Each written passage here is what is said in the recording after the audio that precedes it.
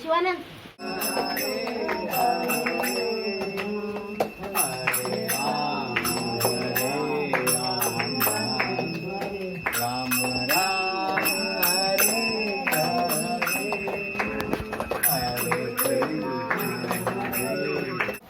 ಬಾಧ್ಯಸ್ಥರು ಎಂಬ ಅರಿವಿರಬೇಕು. ನಮ್ಮ ಕರ್ಮ ಫಲವನ್ನು ನಾವೇ ಧೈರ್ಯದಿಂದ ಎದುರಿಸಿ ಜಗತ್ತಿನಲ್ಲಿ ಕಾರ್ಯ ಮಾಡುವಾಗ ನೋವಾದೀತು, ಕಷ್ಟವಾದೀತು ಎಂದು ಯಾವ ಕರ್ತವ್ಯವನ್ನು ಮಾಡದೆ ಕುಳಿತುಕೊಳ್ಳುವುದು ಸರಿಯಲ್ಲ. ಏನ ನಮ್ಮ ಪದ್ಧತಿ